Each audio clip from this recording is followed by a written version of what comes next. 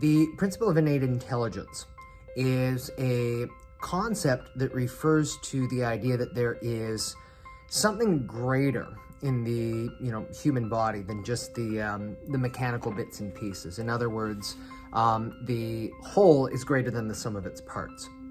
So we may look, for example, at a corpse or somebody who's recently deceased. We would identify that there are all of the same mechanical bits and pieces there, but there's something missing in that moment, and it's that something that seems to breathe life into that matter. Now, some people might say, okay, well, what that is, that difference right there, it's the soul. Or other people might say that it is, no, it's not the soul, but it's just, where the normal, processes of the body, something's actually not working right, and that's the difference between, life and death per se. And it is not up to me to assign value, to assign meaning, to do that. I oftentimes talk about the concept of the Great Divide. And that is that first we'll say the healing arts. There's a certain line that we as professionals, we can't cross. And that is, we are allowed to look at and we are allowed to talk about what is going on the material realm side of the things. So what we can do is we can recognize that there are innate processes that are governed by forces unknown in the body, and through these mechanisms, this is what keeps us alive. Now, what we can't do is we can't assign meaning to that as a profession to say, well, what is the origin of that innate intelligence? Where does it come from?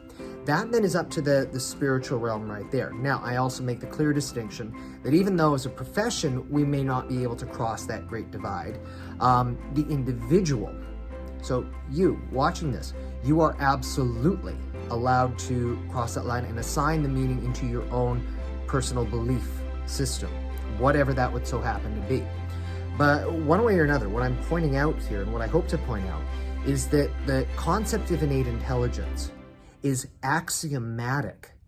It is self-evident.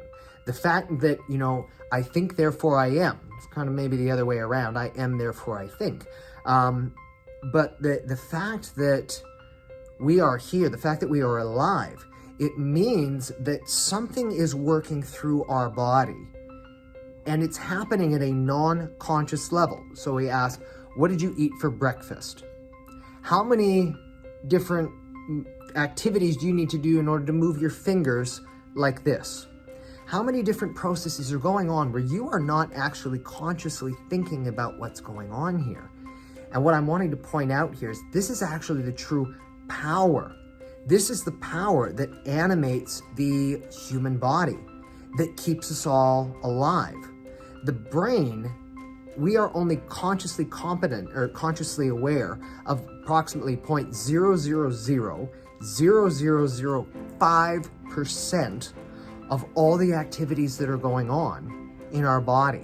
This is what's actually responsible for keeping us healthy, alive, well. And so we may go to different doctors, we may go to different healthcare professionals, hoping and expecting, doc, can you fix my, fill in the blank? Which is like saying, okay, you've got the whole power of the ocean behind you, but what you want to do is you want to say, okay, well, can you fill up, one little thimble of this, for us, please? I think that if human beings, if we understood the, true potential, the true power within us to be able to be well and have respect for it, having respect that it's not the doctor who ever does the healing. It is this innate intelligence. It is this healing force and the mechanisms that operate and work within us.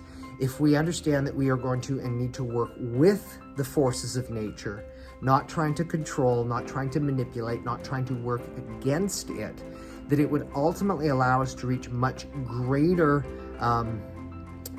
levels in all of the different healing arts to really, understand our full capacity as, healthy, functional human beings.